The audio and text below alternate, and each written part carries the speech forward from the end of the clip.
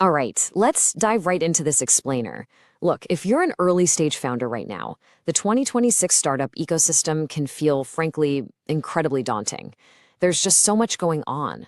So today, we're going to decode that overwhelming funding environment and really transform it into a clear, actionable strategic playbook. We're stepping away from all the chaos and building a direct, logical path to help you scale your vision. To do that, here is our roadmap. We'll start by tackling the wall of noise, then define the actual startup tools at your disposal. After that, we'll build your decision-making framework, navigate the unique 2026 landscape, unpack the founder's strategic playbook, and finally, wrap up with your immediate action plan. So let's kick things off with Section 1, the wall of noise. Before we even think about building a strategy, we need to validate exactly how you're probably feeling right now trying to get your company off the ground. It's just a wall of noise. I mean, when you're constantly hearing about accelerators, incubators, government grants, angel networks, and venture studios, it usually leaves founders feeling completely blasted. It's honestly the default feeling in the startup world today. So if you feel like you're just staring at endless disconnected options without a map, you are definitely not alone. But, we can't just stay stuck in that confusion. Our whole goal in this explainer is to cut straight through that noise and replace it with a focused, highly effective strategy. Success today means knowing exactly how to pick the right resource for the specific stage your company is at, and more importantly, understanding how to actually leverage it for tangible growth. Moving right along to Section 2, defining the startup tools. Okay, before you choose a path, you absolutely must understand what the vehicles actually are. Let's look at the classic difference between an accelerator and an incubator. Think of an accelerator as a fast-paced boot camp. It's usually 3 or 4 months designed purely for speed and scaling an idea that already exists, usually ending in a big pitch day. On the flip side, an incubator is a much slower, more open-ended environment. It's really focused on hatching an idea from scratch. They serve entirely different stages of your startup's lifecycle. The crucial thing here is understanding the distinct trade-offs of each tool. Accelerators give you seed capital and a great network, but they're going to demand around 3 to 8% of your equity. Incubators might just charge you fees without taking a slice of your company. Venture studios, they'll actually embed their own engineers and marketers right into your team, but in exchange, they're taking a much larger equity stake. And then, of course, you have grants. These are the magic words, non-dilutive funding. You get the capital to support your R&D, and you keep 100% of your ownership. Knowing exactly what you're sacrificing for growth is the absolute foundation of your strategy. But hey, never underestimate the human element in all of this. Did you know mentored founders actually achieve 3 times better outcomes? It's wild. Investor networks and accelerators provide what we call smart capital. It's not just a check, it's their expert advice, their massive Rolodex of connections, and their credibility transferring directly to you. Honestly, this is often the most valuable part of the entire exchange. All right, on to Section 3, the decision-making framework. I want you to actively play along with this thought experiment right now. Think about your startup today. What is your single, undeniable need? Is it just raw cash to keep the lights on and survive? Is it expert guidance because you're totally stuck on product development? Or is it the network you need to reach those crucial first major customers? You really have to identify that one critical bottleneck, because your answer dictates your path entirely. This is the priority matrix. Every single day, you are weighing capital, network, and mentorship against your willingness to part with your equity. If expert guidance is your absolute top priority, then trading a little equity for a top-tier accelerator makes total sense. But if you fiercely need to protect your equity and simply need cash to fund some heavy research, well, you should be hunting exclusively for non-dilutive government grants. Your number one need dictates the tool. And remember, actually, scratch that. It's crucial to remember. This answer might completely change in 6 months. That brings us to Section 4, navigating the 2026 landscape. 60%. Let that sink in. A staggering 60% of Y Combinator companies this year are expected to be AI-focused. This single statistic is a massive flashing sign showing exactly where the gravity of the market is pulling right now. We are seeing these major, specialized accelerators popping up exclusively to fund and support AI companies. So what does this mean for you? Well, because the generalist programs are leaning so heavily into AI, you must be incredibly targeted. If you're an AI founder, you're looking at places like Excel and Google Atoms. But if you aren't building the next big AI model, you need vertical-specific programs. If you're in health, look at Halcyon. If you're specifically in mental health, look at SeedSpot. You have to find those niche programs that are explicitly searching for your exact type of solution. Okay, let's level up with Section 5, the Founder's Strategic Playbook. This is where it gets really fun. It's fascinating how we can elevate those foundational choices into pro-level advanced tactics. You can dramatically extend your runway using what we call the stacking strategy. Basically, you don't just pick one route. You pair an equity-based accelerator, which gets you the network and that vital seed money, with massive, non-dilutive resources. For example, imagine securing $150,000 in Azure and OpenAI credits from Microsoft, and then stacking that with $200,000 in cloud credits from Google. You're literally stacking these resources to artificially inflate your runway without giving up a single extra percentage of your company. It's brilliant. And that brings us to an incredible pro move, all about timing. If you time your VC pitch right after announcing a major grant win, let's say something like the Braze Tech for an Equitable Future grant, you are leveraging that external stamp of approval. Think about it. A major grant tells venture capitalists that a serious, rigorous organization has already vetted your idea and put money behind it. You walk into that pitch room with massive leverage to negotiate a vastly superior valuation. Now, we've got to talk about the traps where this playbook can go completely wrong. Fatal flaw number 1. Chasing the brand name. Please beware of chasing a shiny logo just to slap it on your startup's website. You have to verify if the program actually offers structural support for your specific industry. We see founders get in, give up a chunk of equity, and then just suffer through incredibly generic mentorship and terrible post-program support. Don't let vanity drive your strategy. And then there is fatal flaw number 2, the grant timeline trap. Look, government and foundational money moves at a snail's pace. It just does. Don't let slow grant payouts kill your startup because the cash finally arrives 3 months after you've emptied your bank account. The solution here is to build a blended capital stack. Mix in venture debt or revenue-based financing to bridge that cash gap and keep the lights on while you wait. Simply hoping the check arrives in time is not a funding strategy. A blended capital stack is. Finally, let's bring it all home with Section 6, your immediate action plan. Let's wrap up this explainer by giving you some hyper-specific marching orders. I really want you to follow these 3 precise steps to stop endlessly reading blog posts and start taking strategic control of your future. Step 1, open a doc and be brutally honest with yourself. Write down your number 1 undeniable need for the next quarter. Step 2, based entirely on that need, create a custom shortlist of just 3 to 5 laser-focused programs. And step 3, reach out to an alumnus. And I'm telling you, step 3 is literally the ultimate cheat code. Reach out directly to program alumni to hear about their actual experience. Send a quick DM, ask for just 15 minutes of their time. This is exactly how you bypass the polished marketing copy and get the absolute unvarnished truth. Ask them bluntly, did the program actually help you raise your next round? Was the mentorship real or was it just fluff? So I want to leave you with this final critical thought. Which specific tool are you going to leverage today to cut through the noise and scale your vision? Armed with this matrix and this playbook, what is the single most important move you will make right now to transform your startup's trajectory? Don't let the ecosystem overwhelm you. Choose your tool, make your move, and go build something amazing.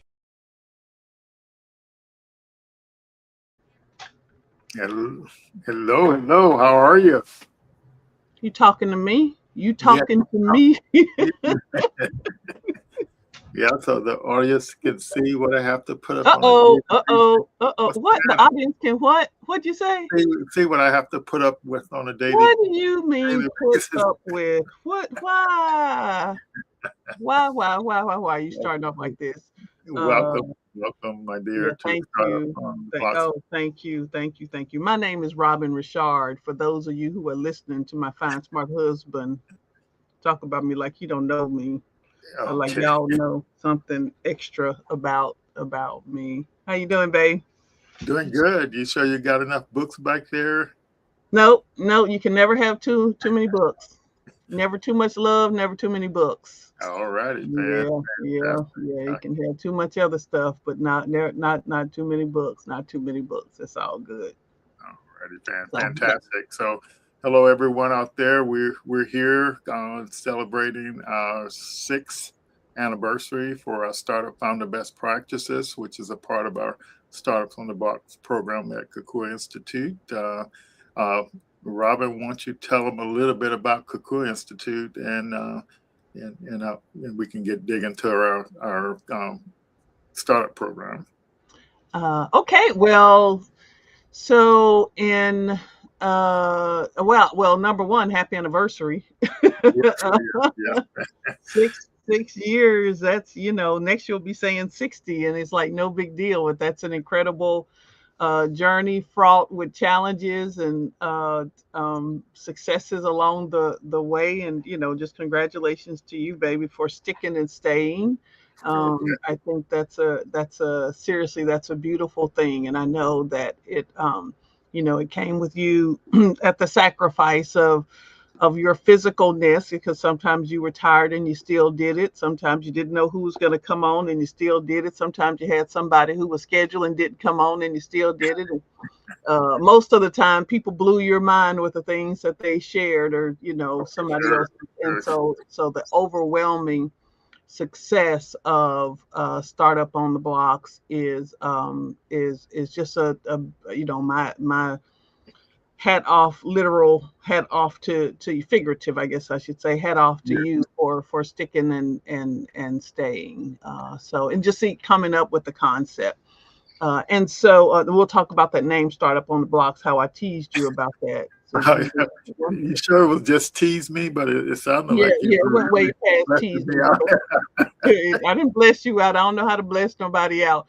I teased you. I told you about that name, and then look at you now, huh? Well, but that's like the history of the blocks here in Belmont the Village neighborhood. The historic Belmont the Village neighborhood. That's the blocks, and it was the center of entrepreneurship and culture and community here in Pensacola. So that's where the blocks. You're trying to justify the on the blocks part. I see you still. The name is there, so you ain't got to justify nothing now. Okay. What the brother say on the wire? My name is my name. Your name is your name. So, so speaking of names, Kukua Institute is it means growth in Swahili, and so our idea for the institute, for the overall institute, was to blend the things that Lloyd and I both loved, passionately worked on, and appreciated, and then became known for. Lloyd, science and technology, me, art and history. And so it was those loves that really brought us together under the Kukua Institute. And so how do you blend those things together? And our idea was to discover, share, celebrate, and grow stories about African Americans in science, art, history, science, and technology. And so that's kind of the elevator speech. Beyond that, we really wanted this vision to be about the economic development and community development and growth of African Americans, predominantly here in the Pensacola, Northwest Florida area. Our work has since taken us literally all over the United States and to Europe, to Africa. We really expanded that those opportunities and the lessons we gained from continents. Yeah. So now that you mentioned that, we had about 25 high school students from Riker, a couple of, I guess, a month. Yeah.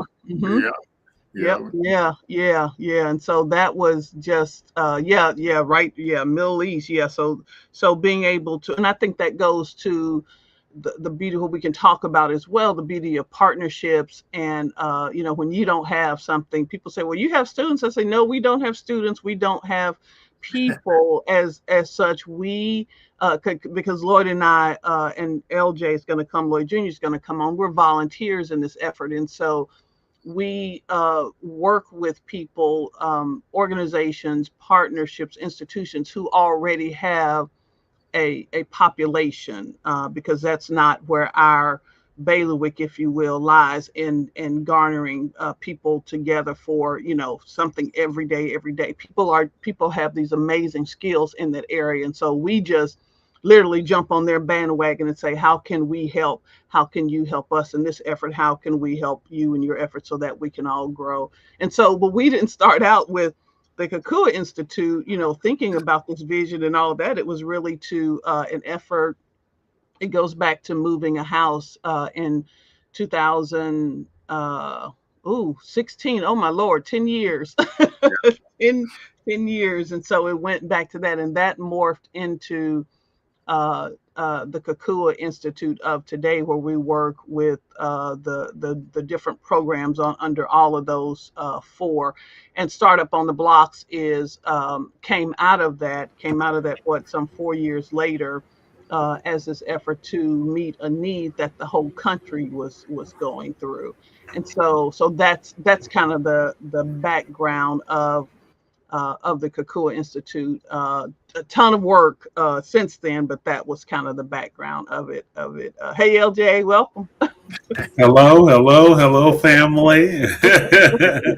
Happy 6-year anniversary to Startups on the Blocks. So good to see you all. In LJ fashion, I'm coming in about 10 minutes late, but that's all right. I'm here. I ain't been on here in over a year, so you good. I'm about a year late. You good. I relish Thursday because you taking the reign, so I relish a Thursday when I can do some community things. I'm able to do some community things on that meet on Thursdays and all of that. So really appreciate your dedication as well, LJ. I appreciate that. And I haven't been on in quite some time myself. We've had some logistical changes in the back here and whatnot. And so really what you see in the past year or so has been my father's work, specifically getting the speakers in, using AI to help bolster the trainings and the videos and stuff like that.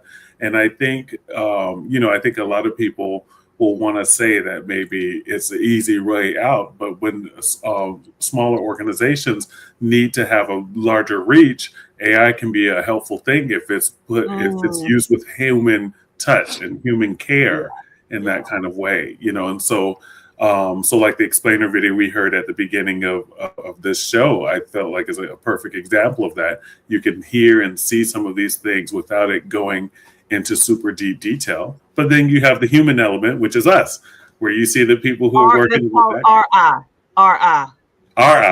Real intelligence. Real intelligence. There you go. Thank you very much. Yeah, no AI. RI. Yep. Yeah. So Robin, you're like history and you like to do research, and that plays a big role in what we do. And startups have to do research about their industry and field.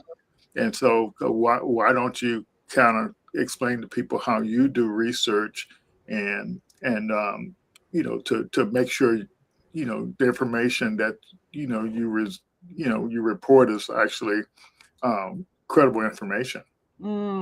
So I know we got to look at FCC rules, but I'm nosy AF. I'm trying to be hip.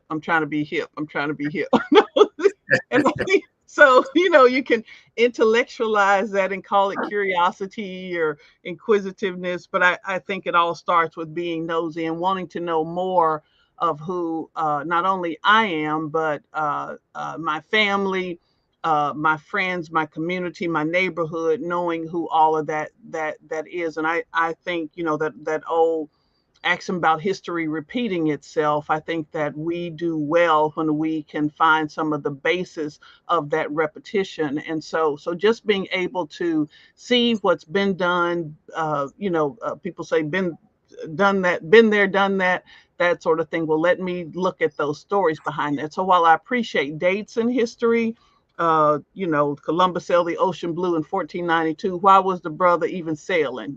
So I want to know. I don't know necessarily. So the time frame is important to know what was going on, the whole context.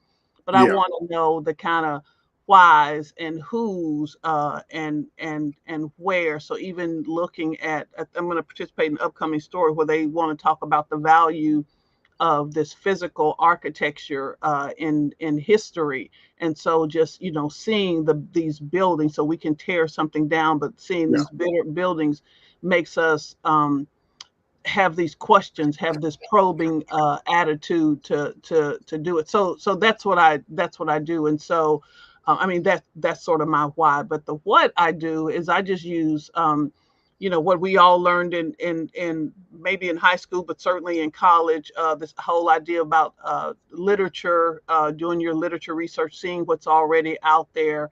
And now it is, this digitization of our of us, of the world, has made it easy to put most books at your fingertips, but certainly using first or second person, second source material to get it, and even validating that sometimes, because when I do genealogy research, I still have to validate, because of the prevalence of AI, I still have to validate those things, because transcriptions can be wrong, incorrect, they can be misleading. And so I still have to make sure to validate those things. So that's one way to check. But then if you can get first person accounts, that's generally always the best, even though we're fallible. And they talk about that when I love Law and Order. So when there's a jury, first person accounts are called into question. They want you on the stand, but then the defense is going to call your remembrance into question.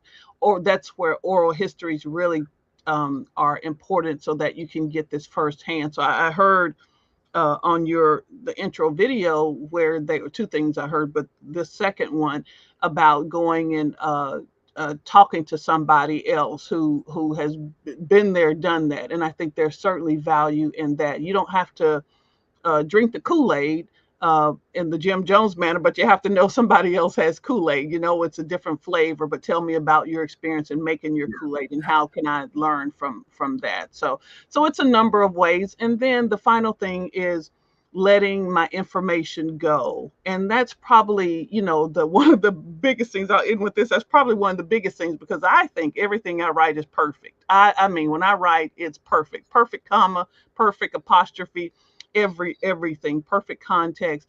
When I let it go and let it be challenged by somebody else, even if I ask somebody, hey, will you look at this? They will find 10, 12 mistakes. Did you really mean this? Or is this did you really mean that happened in 1991? Or did you mean that happened in 1891? So, my mind will see what I want it to see. And so putting it out there sort of lets it go and gets it out of my head and out of my perfection, because I think everything I write is perfect. So that leads me to the second thing that you said on your video, and I really will end with this: don't let vanity drive your strategy. That was because I write something, I'm like, dang, this is good, Robin. This is good. But then I give it to somebody or give it to an editor, and they take that. I'm like, I thought that was the best sentence in the whole thing, but it didn't fit. It didn't go. So my vanity has to take a back seat to reality.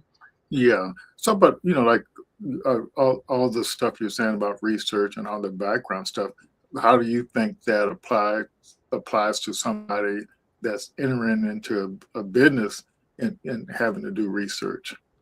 Yeah, I think, we used to do, when I was more into the professional non-profit management side. I remember took a course it was a certificate program before. Now they have undergraduate and graduate programs in nonprofit. Before, this was 30 years ago, they just had certificates. So I went to Georgia State and took a certificate program for a week there, one of the earliest nonprofit management certificate programs. And so, and the one thing they told you to always do is an environmental scan. Don't think that you have the first and only and the best idea.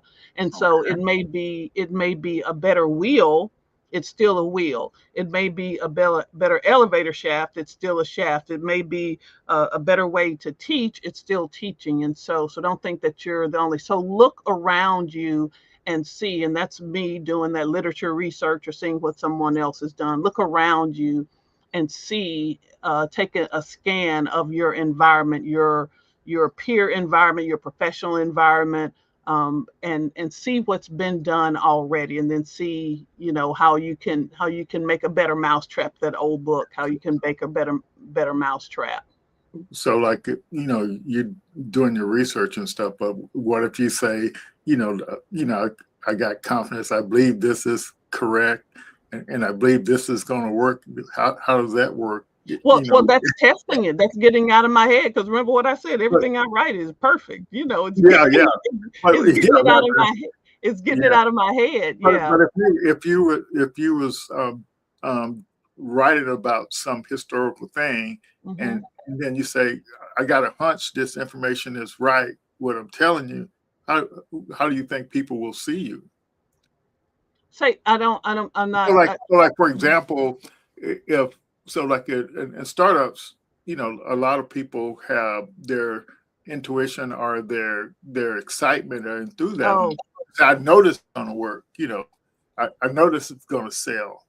You see what I'm saying? So like, but if you were presenting information that you were supposedly have research and got evidence, there's no, you have to have evidence when you are reporting something, right? I got you. Yeah. So it's testing it. So I guess in that case, it would be testing the marketplace. So whether you're doing a sample, let me send my product or service out to 10 people what is that? What do y'all call it? Beta testing. And so let me send this product or service out to people and I'll give you this product or service free for a year, but in the mean, I'm going to analyze it. I'm going to take some metrics. I'm going to pull some data from your usage, your responses, or take a survey. So I'm going to it's that environmental scan, but then analyze. And we used to have this thing called PIME: plan, implement, measure, evaluate. And so that was one of the things I learned: plan, implement, measure, evaluate. And so you want to do that. So, and we can get stuck. I'll go back to me. I can get sort of stuck on my doing way too much research, because those that go into that proverbial rabbit hole, but also not getting it out of my head, thinking I'm not ready to write. And so and so not getting it out of my head and getting it tested. I think so not to give up your hunches that this is the best or anything, but just test it, because that's a good way to say it. And those are good ideas. So, Lord Jr., you in the music profession, how does research come into play in your profession? Well, research is, particularly because I'm an opera singer, and if anybody knows anything about opera is old. Is at least the colloquial thought is that everyone thinks that opera is like this old hoity-toity, powdered wig kind of stuff that you're going to kind of listen to. And there is an element of that is true. But there are operas that are being written today. There are operas that are out here now that are still as relevant. But when we think about research, in order to create a story and in order to act a story, you have to go in. I just recently did the most famous opera, La Bohème by Puccini. And it's been done over and over and over again since its inception in the late 1800s. Not even late 1800s, early 1900s, excuse me. And so having been done so often and being the most famous thing, you have to go in and know where the story comes from. You need to go read the original play the book that it came from. Then you need to read the libretto that the actual opera composer wrote alongside their librettist, right? Yeah. Then you have to go and say, like, how does these two stories meet up to one another? And then for the actor, or the singing actor in my case, then I have to say how much of my acting choices are directly referenced from the information that was put before me.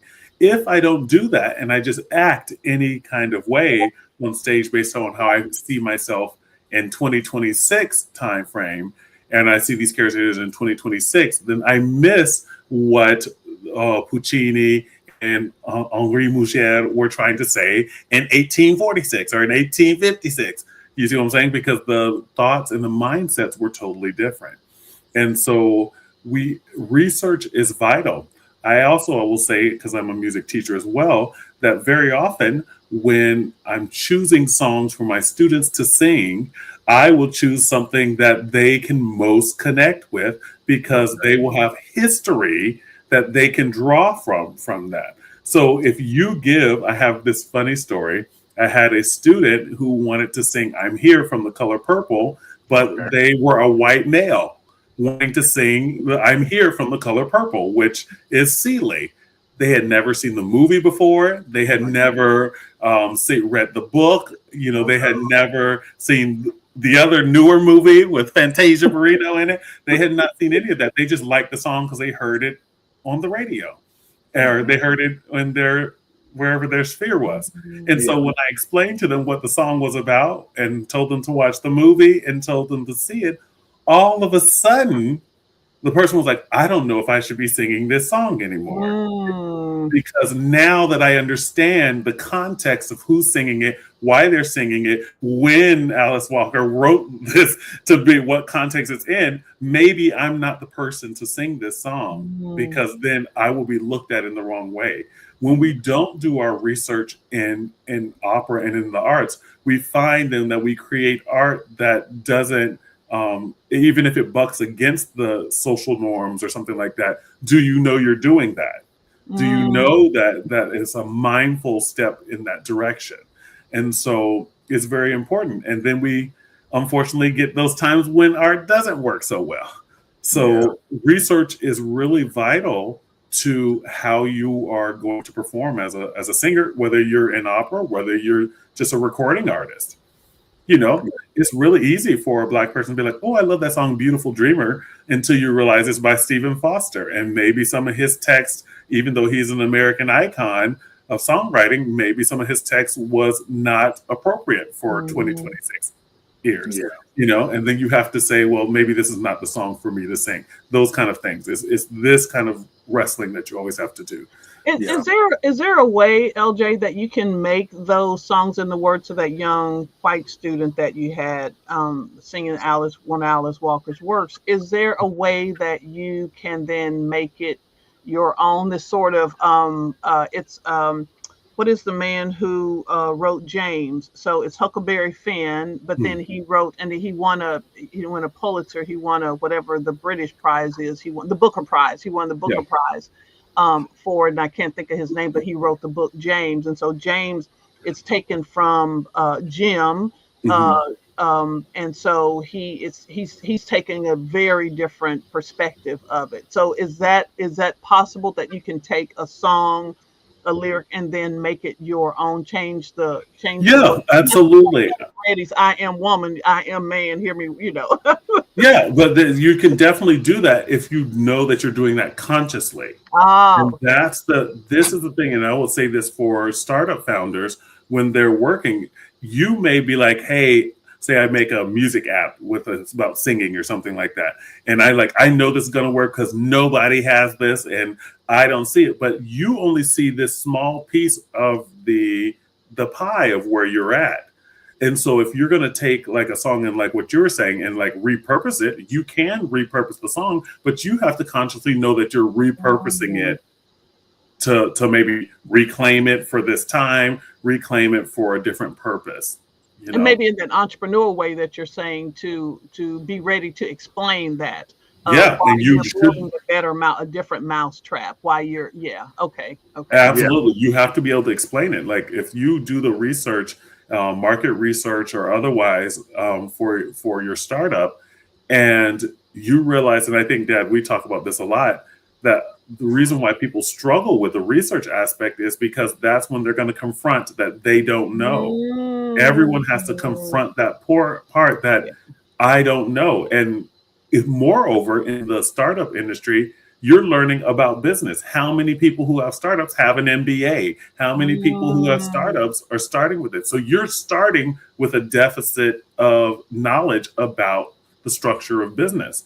So you have to come in open, you have to come in malleable, and you have to come in understanding that like the formulae that like the lean stack method and stuff like that you have provided over these 6 years, is there meant because that's the structure that will help you get to that. And it's hard. Like, how many lean canvases do we have to create before we get to? Yeah. Well, you know, like, and the reason why I'm bringing this up is, and I'm not sure if Robin knows this, but so when the founders need to do research or about an industry or whatever to become knowledgeable, and they're trying to use AI to do it. But if they don't know what you know about research, how are they gonna research it properly? Well, and it's validating and knowing what understanding. So even with so that's why I said that you want to get this first source data as best as you can. So that in my world, that may be reading a census list, the page before and the page after. You don't just go to the one, you read the page before and the page after. It may be reading a city directory, but it may be reading or interpreting a map and understanding all of that. But in the entrepreneur world, it could be reading a financial report or reading an annual report, reading a news story, and not just in your daily newspaper, but reading it in the journal. What do you call it? Like a business journal, or something like that. So reading those to see. It used to be this old thing when Wikipedia first came out. We were doing, as part of this group effort, and one of the projects we were doing was taking some students to Selma, Alabama, and so I will always remember her kindness. But one of my friends, Chris Toma, who was a journalist with the Pensacola News Journal, a Gannett paper, she came in and taught the students about journalism, and so she said, this new thing, Wikipedia. You can use it, but scroll down to the references. So you can read it, but scroll down to the references. So if you're going to trust something, don't just take it, because you can change. Wikipedia can be changed in a minute. Lloyd shot JFK, and then he turned around and wrote the Iliad. And so in that order, right? In that order, and so.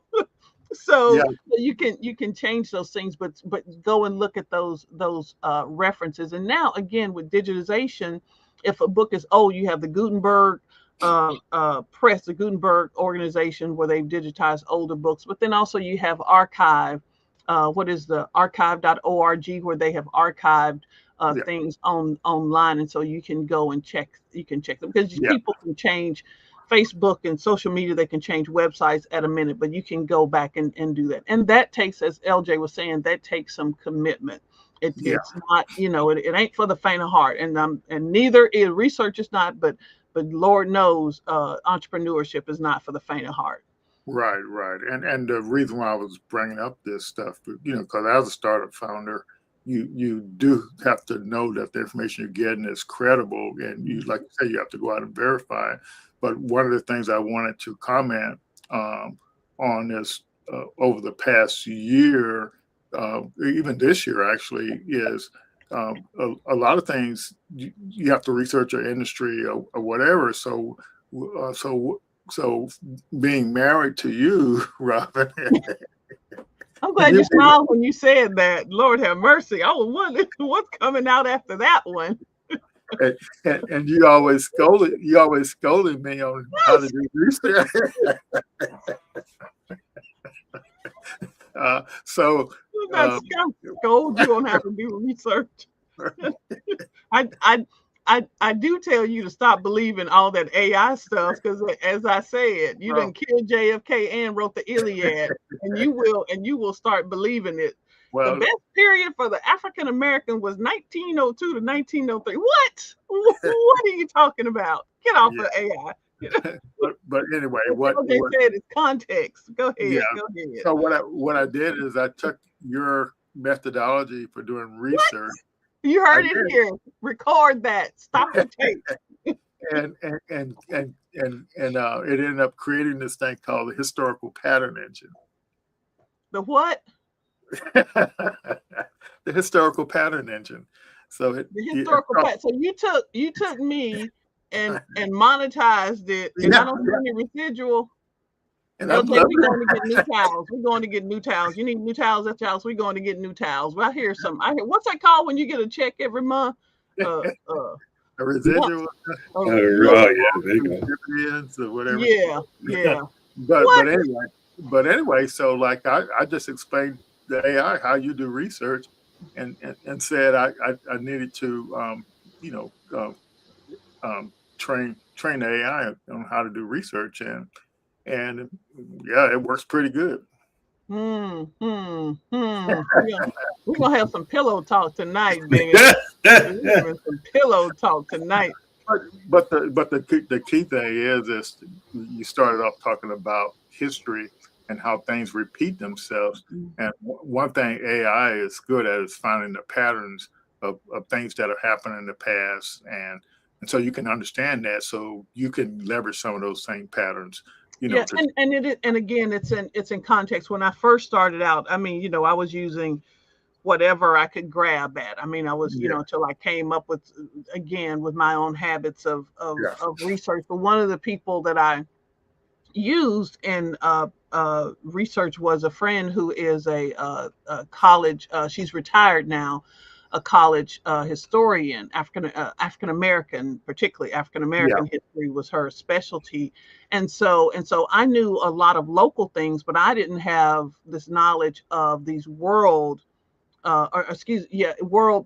particular world, but specifically American events that happened with these years. And so I was trying to line it up. So I gave her what I knew. I put it in some form and gave it to her what I knew. And she said, okay, this is what was happening here. This is what was happening here. And it really put in a context of why people were doing things locally, and this because they either saw this national impact, or in some cases these local things made a national impact. And so it was again getting it out of my head and letting it fly, testing the waters, so to speak, and gathering more information, doing that environmental scan that I talked about earlier, seeing what was out there, but trusting that other people have your best interest at heart. So I went with somebody who's a friend who understood this history and who was a professional in that. And so I just didn't go to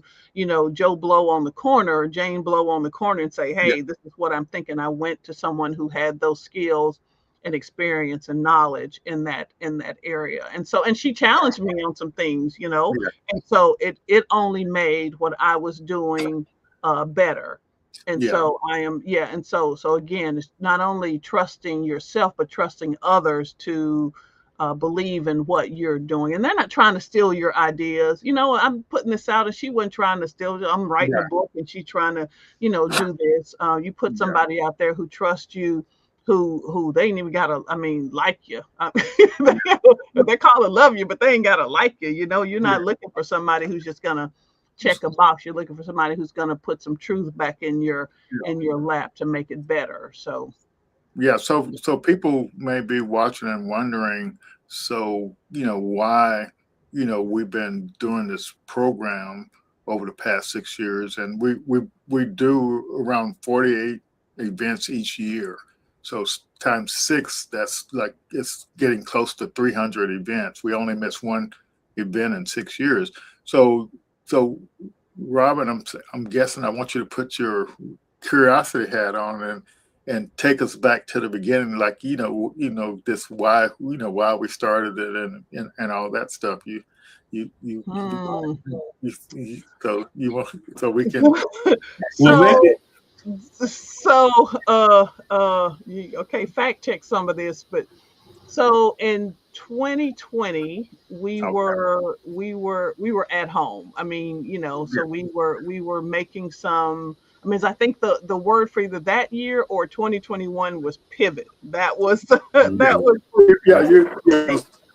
pivot. But what I'm asking is I understand what you're asking. I'm just saying that was the word. But you started it. It was started in terms of startup on the blocks because of these two things that happened. One is that we were home, so that brought in this digitization. But the other thing was these tragedies that happened around George Floyd, Breonna Taylor, and so many other named and unnamed, predominantly African Americans who had been murdered, who had been mishandled, who had been injustice given to them, and that sometimes unfortunately ended their lives. And so it was, this whole 2020 was not only this physical reckoning, but it was also this emotional reckoning, and so this racial and social justice reckoning. And so it was this opportunity for corporations to really examine what they were doing in terms of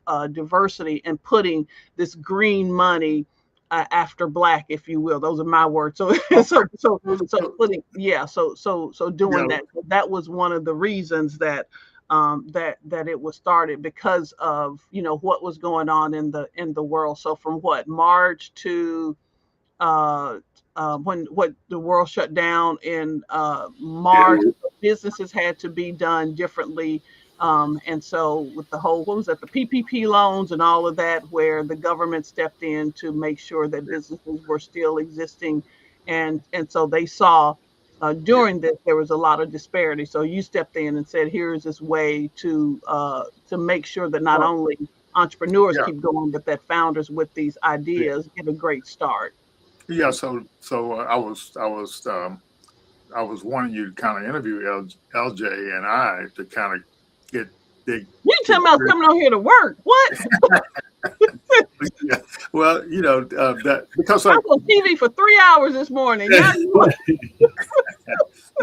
but you know, but the bottom line is I kind of wanted to kind of help people understand you know, the what led to this, and so LJ says moderator under his moderator.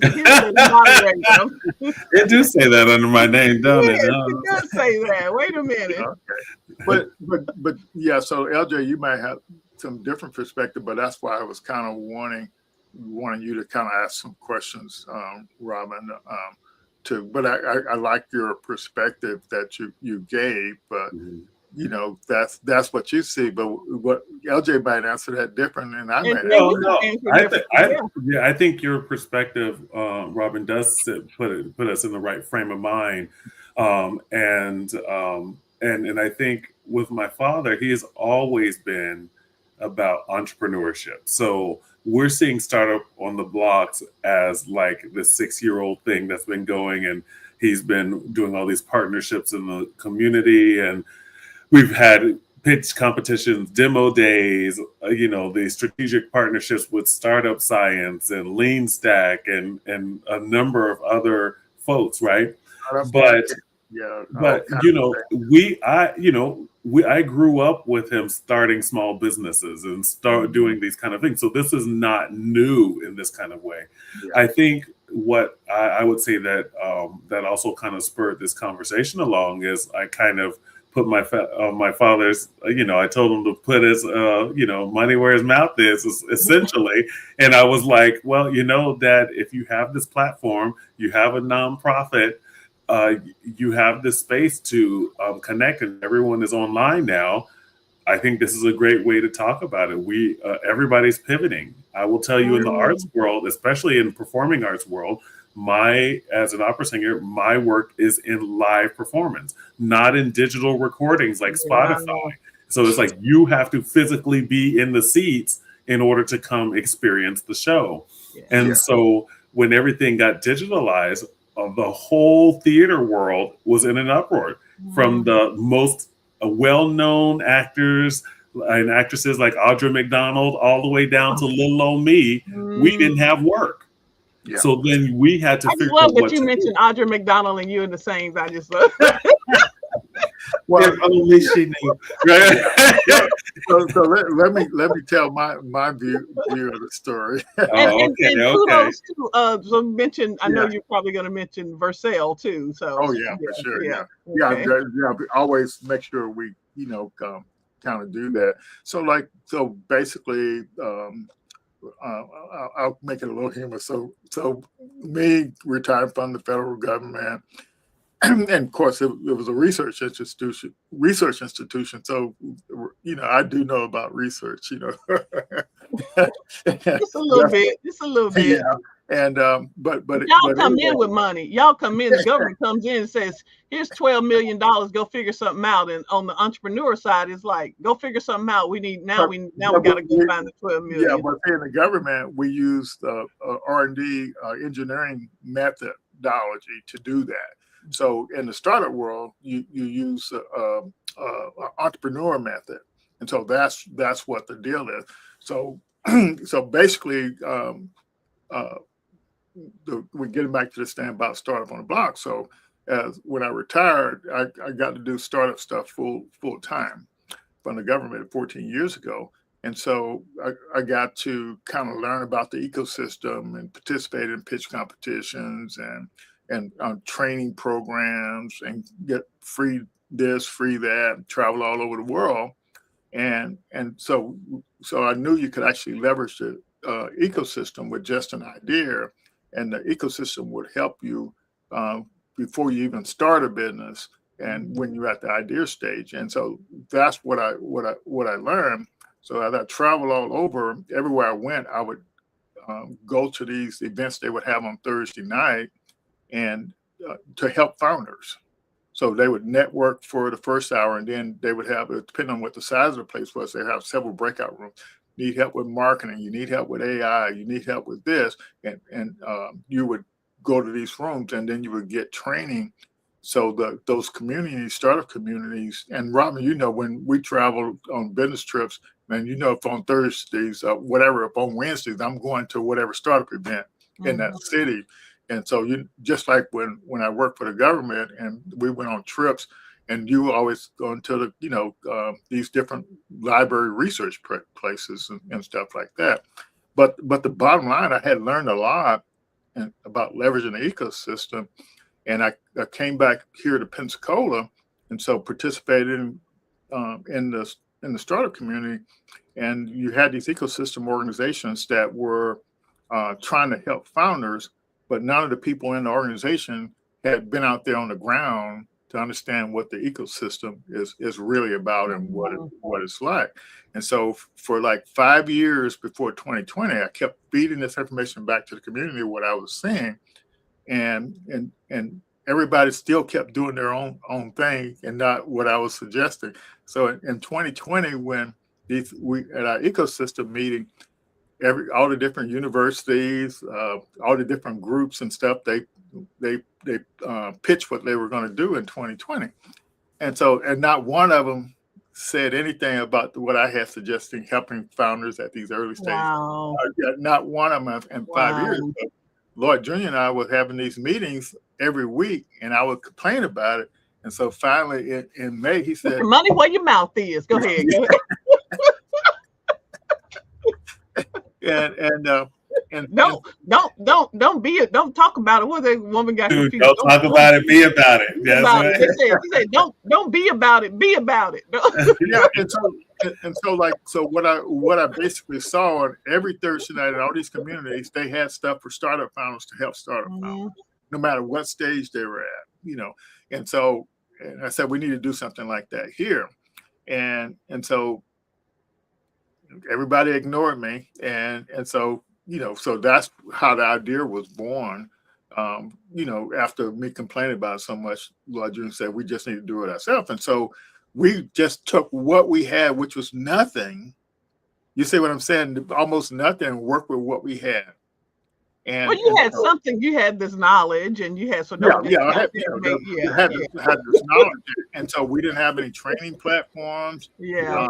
All we had was hop in the streaming thing that we had started using with the Pensacola network. Oh, let me tell you about the beginning. You had to go to this link and click on this link and do. I'm like, what in the digitization?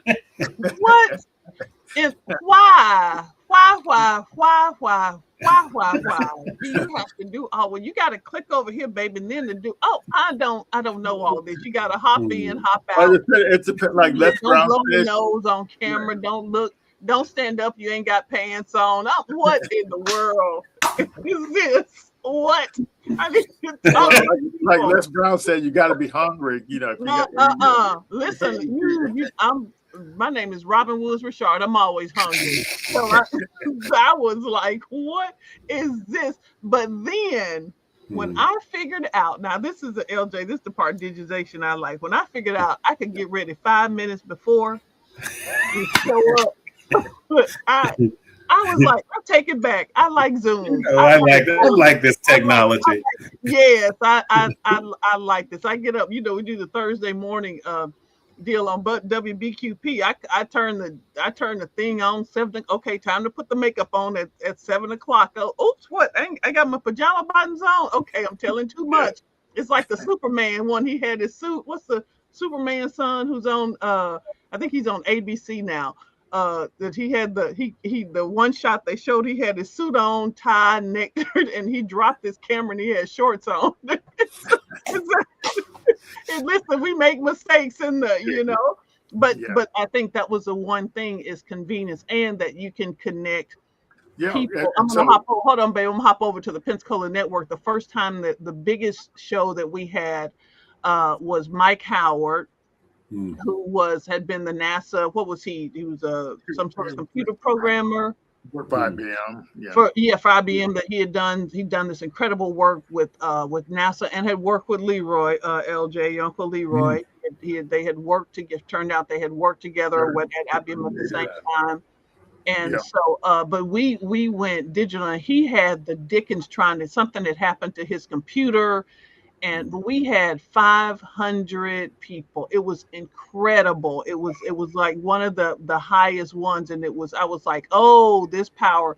We're in the Pensacola Network, we're happy if we can get 100 people in there. Here you have, and so before that, we were not able to do that reach. And then, so then that happened. But then hooking up with the TV station with WBQP, it extended it even more. So sometimes, you may go into this either new technology or this new way of doing something, kicking and screaming like I did, and it turned out it really is helpful. It's not there to harm you. Yeah, it really just in the startup world, like a lot of founders, they can't get away to go out of town, or if their city don't have the event.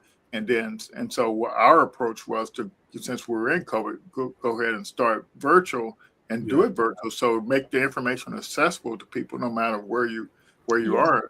And so we like in our network, and we had a guy from Nigeria on asking questions about his business ideas just before we got started tonight. So and he's, staying up late just to connect to get the information. So, but that's what the beauty of it is we made the information available to people. You could be at home. You don't have to worry about somebody babysitter here or whatever. And so that's what's significant about it. But the thing that what you said, Robin, with the George Floyd murders, and what I had seen was, and so what I noticed was these companies start setting aside 100 million here, 100 million there in the summer of 2020, right after George Floyd. And by the end of the year, it was several $1 billion. Wow. But what I knew from being a startup founder, I'd say the average founder I'm meeting, they don't know about this ecosystem and how it works.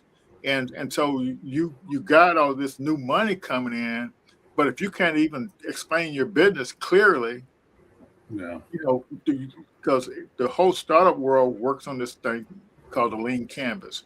And so when somebody asks you what your business is about, you fill out an application, you have to fill it out, the whole, not your product, but how you make money with your product and service. And so if you can't even get past the application, you're in trouble. And so that's what this idea of startup best practices was. So you could, network and learn what these best practices are. And literally all it boils down to, if you can communicate your business model, you can get access to all these resources. But the example that the AI gave, and I want to show this video here in a second. AI video. Yeah, but it's based on all the knowledge that see what I deal with, LJ. So it leverages. It's leverages. So you're not going to believe this, Robin. but what I did was I had You the took AI. one of my ideas and monetized it again. Yeah. We finna get So, some new sheets. Is that new towels? We're already getting new towels. Kakua has proprietary IP that we are using based. yeah. I don't know No, what proprietary means. I don't yeah. know what IP means, but I do know what new towels and new sheets means. Yeah. Okay, go But ahead. the bottom line is Go like, so I leveraged the AI to go back and look at all my emails, every email I sent 2020. Wow. You see what I'm saying? All my calendar stuff since 2020. And if I had started earlier, I would have had to go analyze all the transcripts from all the workshops. When you look at all the workshops we did since 2020, and you look at all the sessions we did here and all the mentoring things, and having all those transcripts, and it could tell the whole evolution of the startup founder best practice, the Black Founder Program, Founder Insight Program, and so that's what it is, and it can trace the growth, but yeah, it was hard, trying to connect information and explain it to founders, and so yeah, and I may understand something, I may not understand something, so that's literally where the AI came in to kind of help us understand a lot of the stuff. But it's taking known principles like how you research. And for me, working for the federal government all those years, and as an engineer, I can't go in and say I believe something. If I chose a thing to go on this robot or this weapon or this material, I have to justify why I chose that. Yeah, So sure. yeah, and so it's no free lunch. You have to know what you're doing. Yeah. Well, and it's And worth, and it's with the old thing. If it's worth anything that's worth doing, is worth doing. Great. And so that then takes not only practice, but you're not going to get perfection. Only perfect practice gets you yeah, perfection. So you're not going to get that, but you just practice so that you can. It's why LJ does his research, but also why he reads also why he practices his songs. Is when I write something. It's also why I'm looking at it. So either I can not have to look at my notes every 10 times. It's that same idea. Yeah. and so that's what tonight is all about. We went from doing this best practices, and we leverage all that information to generate an intelligence system.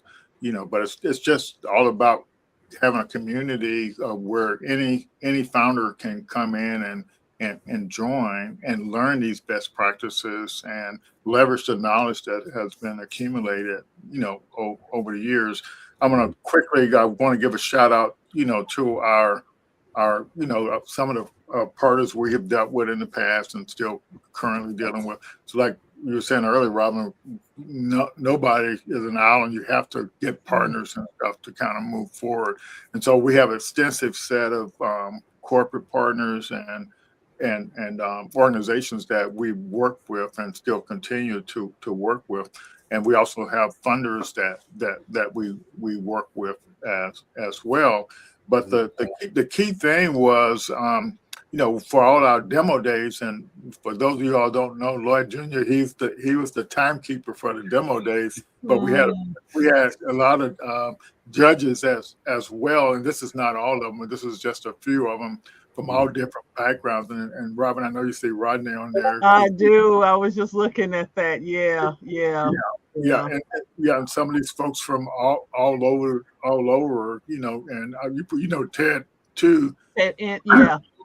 So like, and so when we got started early, our first 4 or 5 pitch competitions, Innisfree Hotel funded those. Funded them. Yeah. And let me just say something about Rodney. Talk about someone who's using their skills and experience to help. Rodney was not an entrepreneur. He was a banker, financial professional. And so, but he used that knowledge to help founders, to help people get their ideas off the ground and to fund them in unique ways. I know one of our mutual friends, he helped to get to end up buying his grandfather's barber shop. And Okay. so being able to leverage that, so bringing in, this really pride and ownership, but also, okay, let's get your finances right. So when it's ready, they're ready to Yeah. sell, you're ready to buy. And so that was, I know that was a proud moment for our barber friend to be able to do that, to recapture that history. But Rodney, that's the way he thought: is you have an idea, how can I help you reach that idea? But then also, how can I help you sustain that idea? And when he passed, he was working on these incredible ideas. Yeah. We were working together. Yeah. In Mobile, our banker friend in Mobile. And so he was just so sometimes people who are helping you are not entrepreneurs themselves. But they have this at heart. They have your best at heart. For sure. And that's the beauty of the judges. The judges literally supported the founders and also the judges also followed on and helped some of them with their business idea to help coach them and stuff like that. So look, LJ, do you got an idea how many pitch competition and demo days you facilitated? I don't even know. Like at this point, when you say that, I was like, it's easily. I mean, I'm sure it's probably around 10, somewhere around 10. No, you way off. Of course, it's almost 24, man. 24? What? I would not have thought it was that many. Well, like even years. Wow. Yeah, but see, like I don't know if you remember in 2023, we did 6 30-day cohorts and 2 90-day cohorts. Oh my goodness, we were working like in 2023. Yeah, but you see, so each one of those had a demo day. Yeah, and then before that, we had already had about 5 and 20. 2020 we had 1, and then we had 1 or 2 in 2022, 2021, and and so on. So like it's so all these judges volunteered their time, but it's several more of them. I apologize. And I just want to point out, and previously, Coach Lucy, like she would be on and she would be so motivating to everybody, regardless of what stage they were at. She would really try to help them go to the next phase of where they were going, And so, I remember her distinctly because she did so many of the competitions, and a lot of the judges were so happy to come back and help again to help push people forward, because they were seeing people, just starting from ideation all the way into creating something. Yeah, isn't it wonderful to have somebody cheering you up? You're talking about Coach Lucy. Yeah, that's a beautiful thing to have someone who's cheering you up. Yeah, even if the outcome doesn't come the way that you want it to in terms of winning or getting this prize, but just to have someone cheering you up to it's I think I can, and you have someone who's pushing your caboose. So I'll give a couple more people a shout out. So we had Rose legit, and we had Ebony, the coach. We had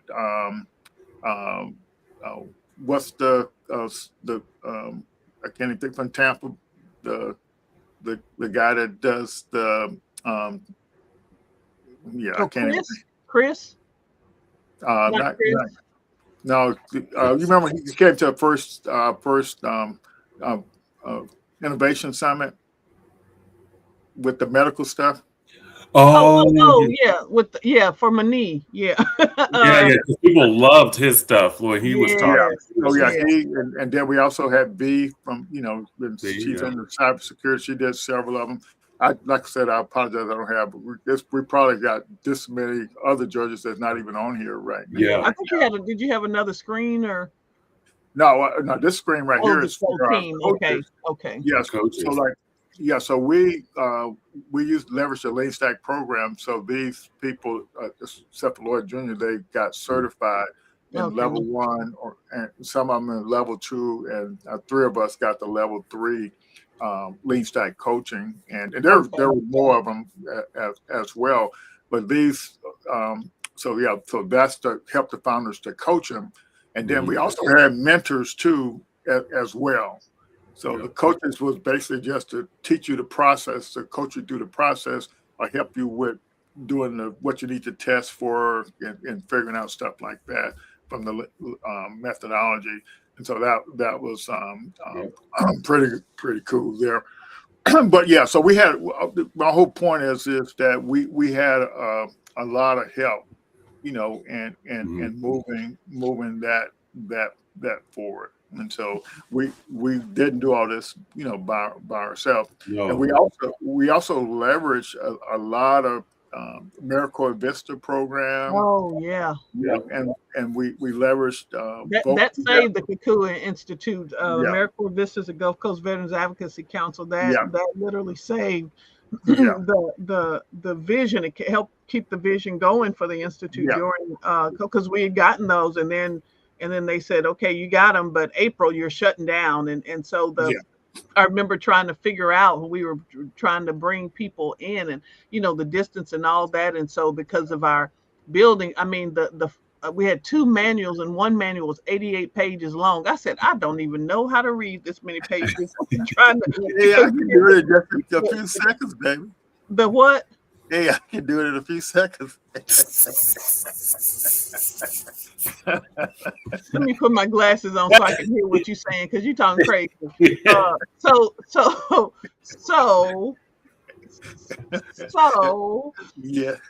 and that was just one, and it was like 2 of them. One was like 88 pages, one was like 75 pages of just your procedures on wiping things down and the distance, and after somebody gets up, and we were like, what in the world is this? And everybody was going through that. So that the AmeriCorps Vista is working from home and connecting in the way that y'all brought everybody back together. Just kudos. And I know a lot of people obviously went through that, but partnerships, to your point, Lloyd, partnerships are just so very important.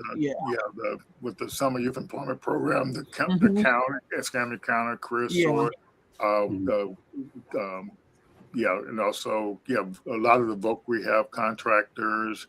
UWF just talk about helping with the research. Just pushing things forward. The media, I tell anybody, when the media calls, you answer. And so the people who help put stories out, or who had some interest in what we were, even when we were we were trying something and it wasn't, because even as a nonprofit, you're in this entrepreneurial spirit. So even though, we may have messed up over here, the media was still, cheering us up and on, because it was a good story behind it. And so we just really grateful for that. Even our neighbors down at the Institute, Lord have mercy, they're so what y'all doing? We don't know. We're trying to figure it out too. We got a plan.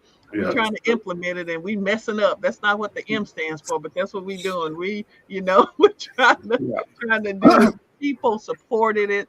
They supported the students. So that was just so important. So and a couple of things before I show the video. We're kicking off our new, and we already partnered with Florida State University, but we're kicking off a new partnership with Florida Atlantic University. We may have some interns from them starting as early as next week, and they're gonna pay the folks in this Access Tech program to actually work and do work for us, and which is work for us. But the first 2 projects they're going to do is going to be so we can use what they build to support our founders, cybersecurity, and also the cloud stuff, and that's kind of important there. So that's how we keep moving forward and trying to serve people. But let me show this video and just so you all can kind of see how the AI analyzed our history, over the past. It's not totally inclusive, but this will be a good start. Welcome to The Explainer. Today, we're unpacking something absolutely wild. We're going to trace the exact lineage of how a basic human-to-human coaching program for startup founders literally transformed, step by step, into this advanced governed AI architecture known as the Lensha system. Our source material today is this incredible design history with the program's creator, Lloyd Richard, and honestly, it is a masterclass in how human friction drives major technological leaps.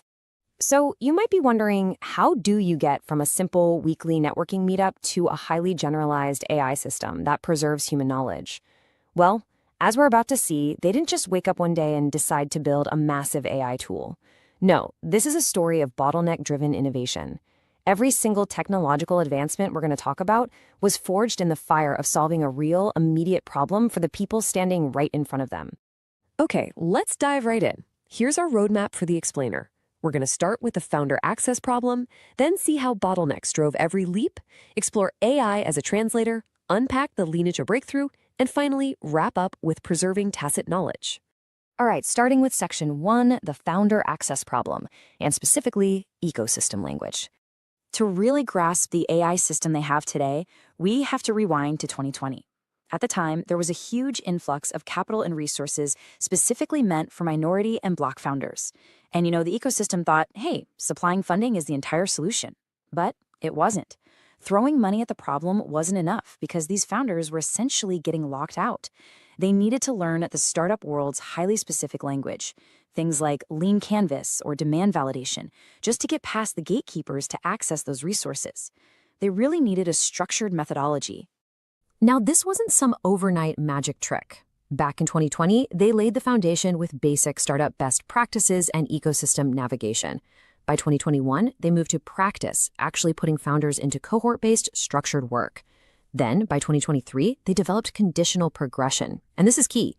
It meant founders couldn't just move forward because a curriculum told them to. They had to provide evidence to progress. And all of this matured layer by layer into the governed intelligence system of 2026. It's a true lineage of human capability. Moving right along to section 2, driven by bottlenecks. Because, as we'll see, friction really does drive leaps. Look at it this way. None of these leaps were made just to play around with cool, shiny tech. They were direct responses to human constraints. When founders lacked ecosystem knowledge, the team built out navigation and learning. When they experienced severe cognitive overload, they're trying to learn a complex framework while simultaneously building a business, the team developed scaled cohort-guided practice to help pace them. And when founders still struggled to interpret what those methods actually meant for their business, well, that is exactly when AI-assisted explanation and simulation was born. But then, they hit a massive roadblock, what they called the validation wall. Lloyd described this as just incredibly painful to watch. He saw these brilliant founders designing absolutely fantastic products, but getting completely stuck trying to validate demand. They couldn't figure out who to interview or how to prove people actually wanted the thing they were building. So these amazing products were literally just sitting on the shelf. And this massive bottleneck, it forced the team to find a radical new technological solution. Which brings us to section 3, AI as a translator, bridging the gap. So during the Black Founder Program, AI was finally brought heavily into the mix. And this actually dispels a massive myth. AI did not replace human methods here. Actually, scratch that. It was the exact opposite. AI accelerated human comprehension. By using tools like Notebook LM as a sort of mirror, the AI reflected ideas back to the founders in the language of the ecosystem. Because founders were really struggling to write all this prose about their businesses, right? So the AI did the heavy lifting of translation, which just massively accelerated their learning. And the implementation was super deep. The AI was literally simulating a full 30-day business model design. This sped up how fast both coaches and founders learned the material, and it extracted these hidden patterns that the founders couldn't even see. Eventually, all of this evolved into a massive 27-step orchestration prompt. Instead of wasting hours writing paragraphs they barely understood, this prompt walked founders through real scenarios, forcing them to focus entirely on critical thinking. All right, section 4, the lineage system breakthrough. It was time for systemic solutions. So, as this prompting got incredibly sophisticated, a funny thing happened. Lloyd himself became the operating bottleneck. He's managing all these complex prompts and analyses, and he just couldn't scale himself anymore.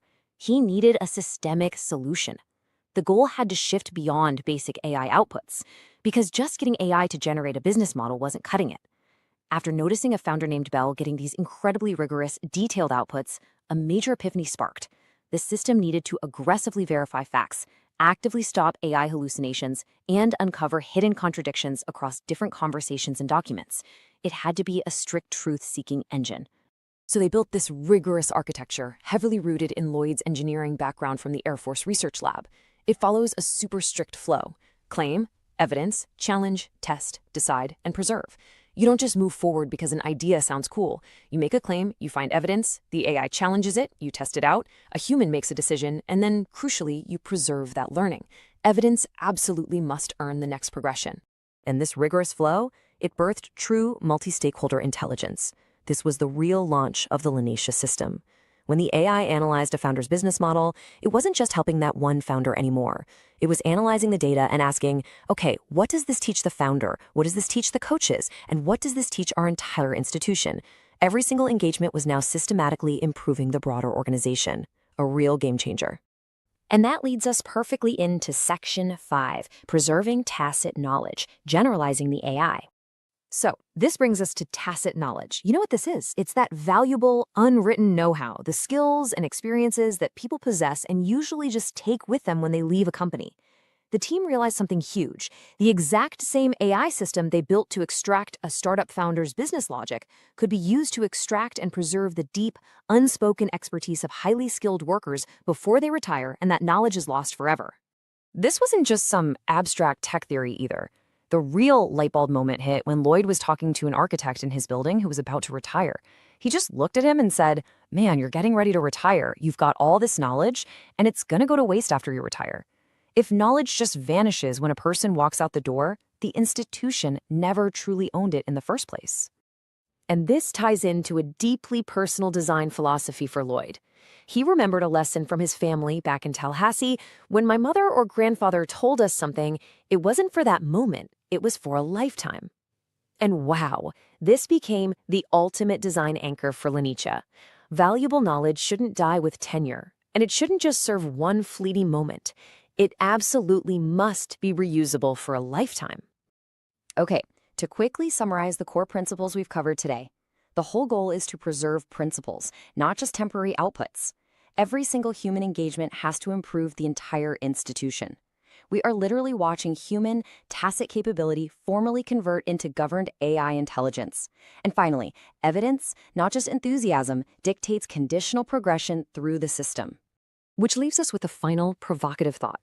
If your organization's most valuable knowledge walks out the door tomorrow, what system do you have in place to preserve it today? This journey from a weekly startup meetup to the Lanisha AI architecture proves that with the right structure, human expertise doesn't have to be fleeting. It can be captured, governed, and reused for a lifetime. Thanks so much for joining me on this explainer. I really hope this changes the way you think about the knowledge in your own organization. Wow. Tell Miss AI it's Lanika. Lanika, thank you. Thank you. Lanika, not Cha. And I didn't see, this is startup on the blocks. I ain't see one black person, figurative figure in there. Well,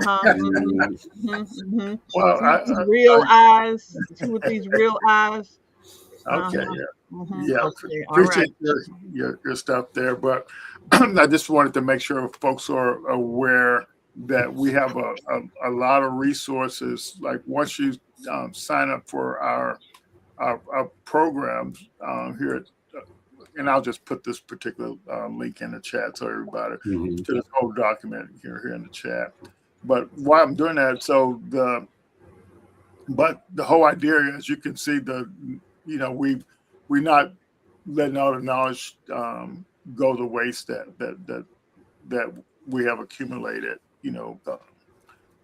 here. And so, and any founder that goes to this apply.kakuinstitute.org, you get access to a lot more materials and stuff.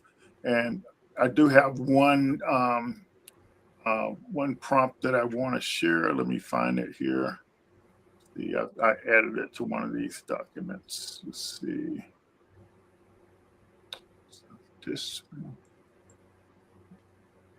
Yeah, so and this is kind of like a gift for today. It's in the thing I just shared with you.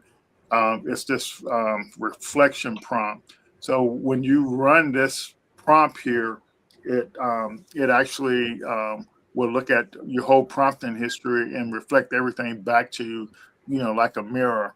And so you can see all the good stuff and the bad stuff and all your faults and everything. So it's literally an invaluable tool to help you learn and grow. It's this idea of using AI as a mirror.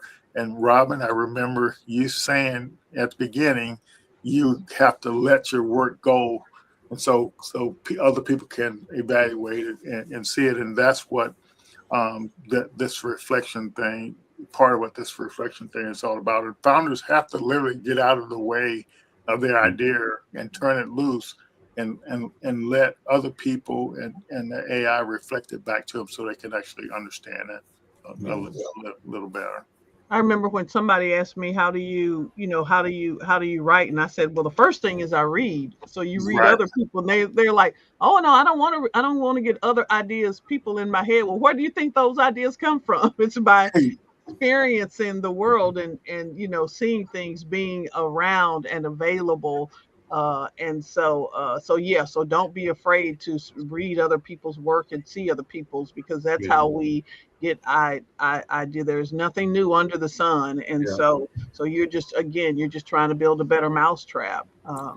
Absolutely. I would also say too, I think if for folks watching, it's important to know that Kakula Institute Startups on the Blocks is here for people just getting started. And I think that overwhelming feeling of what does it mean to have a startup business or an app or starting a business, all of the fears that we have about doing something new, this is that place where you can begin to like address that. And nothing about doing something new is always easy. It actually is going to be a little difficult. This is why we set them up in accelerator programs and in sprints, like 30 days, 90 days. It's for you to have that serious conversation with yourself about, can I commit to what this has to be, along with my other activities that I have going on, my job, my kids, my other responsibilities, caretaking, your own health issues. There's a lot of things that come to be a part of this. And I really just want to give a shout out to all the people who have been here throughout these 6 years and really stepping in. Carlos and Vercel and Corey and some of these folks who are, Patrick Rooney is like, he'll be in and out all the time, and the people that you don't see that are there supporting one another, who are willing to take on, taking over a startup on the block, who are willing to take over a network, who are willing to sit with people and have conversations with them. We all have our strengths and weaknesses, but this, I just want to say that Kakula Institute is a place for folks wanting to start and they don't have any resource. One of the things I want to point out, and I've said this in years past, is that very often people, when they come on a live show like this, they're looking for who's on the call right now, who's looking, how much engagement is right now. But these videos exist on Facebook, on YouTube. And when people go and search and they look, guess who's going to pop up? There's going to be Lord Richard and Startup on the Blocks. And these videos are going to come in, or say one of the speakers ends up having a great success in their startup or something like that. And then they're going to find the video of the interviews and the talks that we've had here. And so if you go back and look at some of these Facebook videos, you may be like, oh, there's only a few people on the call. And then later on you look and that video's been watched 500, 600 times. And you go like, well, who was watching this video?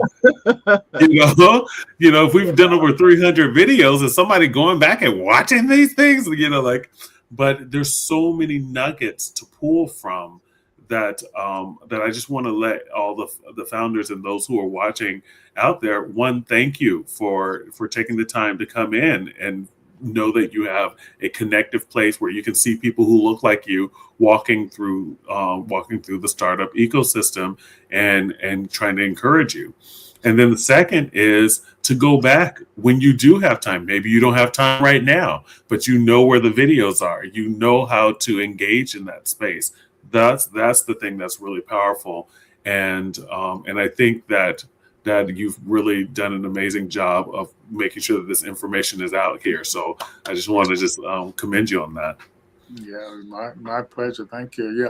So like probably in the near future, the Black Innovation Alliance, we partner with them, and they have a thing called Source Code, and so we'll be pushing that out to our founder community as well, and that will be some training and help for you to kind of move forward. So there is no shortage of help, but the main thing I want people to do is like you have to engage. Like I have office hours every Saturday from 1 to 3, and here every Thursday night.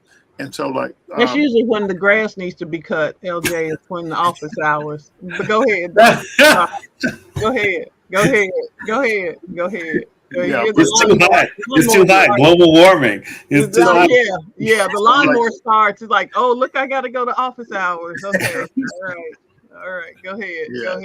Yeah, you're making me sneeze, baby. Okay, wait a minute. Since y'all done already ran overtime, let me tell you about your daddy, LJ. So, your granddaddy was great granddaddy. Your great granddaddy, LJ, was a farmer, among some other things, farming. So Lord said, okay, I want to start a garden. I said, okay. So I, start small, start with what you can manage. So I went out and looked, okay, we're gonna do right here in the backyard. So if it messes up, ain't nobody gonna see, so do this. And I'm like, okay, I got a shovel and a rake and a hoe, so I'm ready to do it, baby. You ready? It's Saturday, 12:59. Let's go out here and do this. And your daddy talking about, I'm allergic to dirt, baby. I'm trying not to. I'm trying to keep a straight face. I can't, as his son, I can't really speak any against that because I'm probably allergic to dirt too. But anyway. You get what is that song? I get it from my mama, you get it from your daddy. You get it honestly. You get it honestly. And but here's the key. Beth Bowles, let me give Beth Bowles with the University of Florida credit for me, because I was talking to her. She's a biology botanist, gardener, whatever. She does incredible out at the university. And so she says, I was teasing. I said, my husband doesn't help it. He doesn't do any, like Henny Penny. I'm preparing. I'm doing this. And I said, all he can do is go out and pick. She said to me, Beth, let me give Beth Bowles with the University of Florida credit for this. She said, harvesting is just as important as planting. And so, because you can do all of these things, and if you don't pick the fruit off the tree, your ideas can literally die on the vine. And so I'm your dad is allergic to dirt, but he ain't allergic to harvesting. So right now, because he goes out there, because I would leave the grapes on the vine. Isn't that pretty? I done the work I want to weed. I need to go out there and weed the beds. I need to cut the orchard.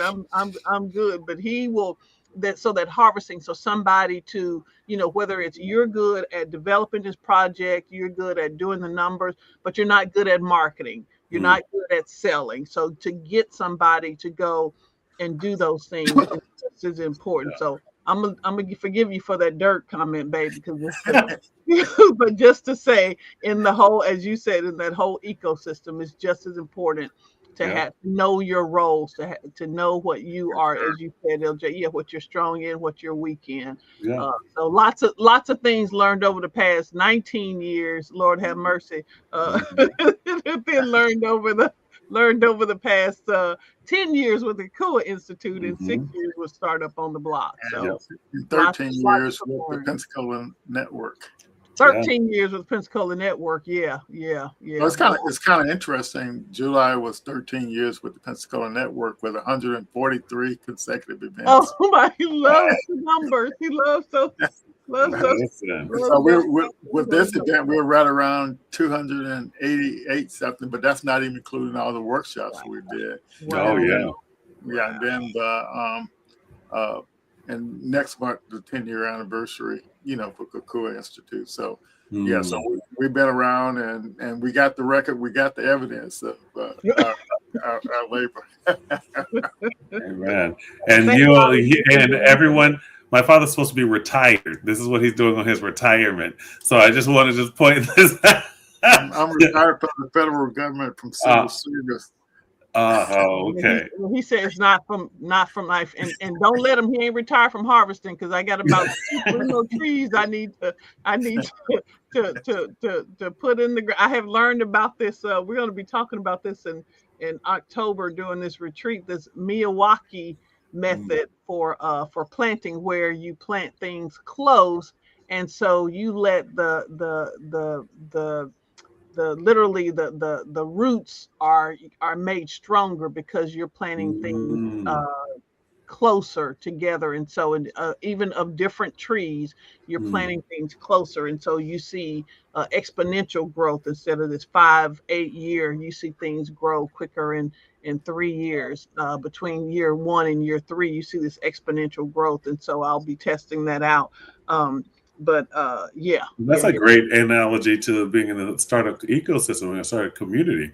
Is that when people are coming together like this in the networking and stuff like that, they are getting that growth. You may think that somebody else's startup is not in your wheelhouse or your business, but listening to the work that they're dealing with and they're going through are the resources that we're having to change and go through, from like Hopin to StreamYard to, all these other things. These things are a progression.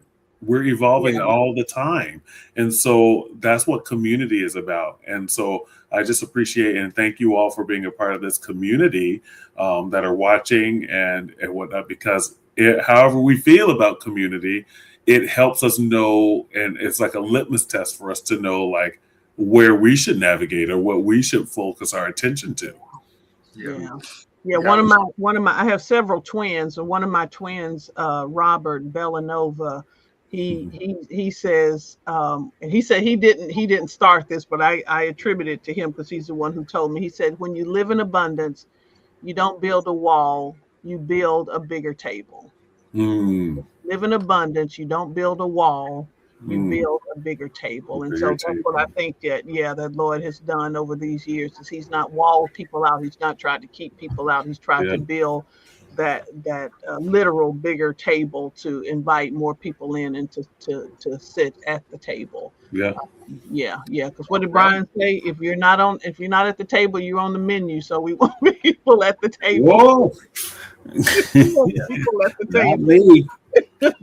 Well, we appreciate you all too, and all the support, and you all been giving me and everything, and I couldn't have did it without either of you. So glad, and all the coaches and stuff like that. So it's really great. But I think we need to get off here. We've been on here. We're trying to go for a record here. I've been up since 4:30 this morning, so I think it's a good time to good time to cut away. Well, we appreciate everything. Happy anniversary. Yeah, thank you, and happy anniversary to you all. Thank all the audience out there, and all the coaches, all the mentors, all the funders, all the partners. It's just amazing.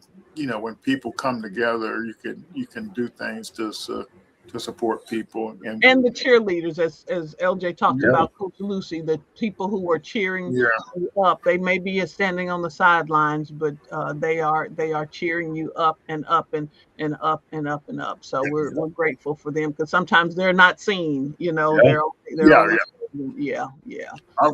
All right. So bye everybody. We'll see you all next week. Yeah, see you next Thursday. I'll look for that residual check, babe, from AI. Okay. All right. Okay. All righty.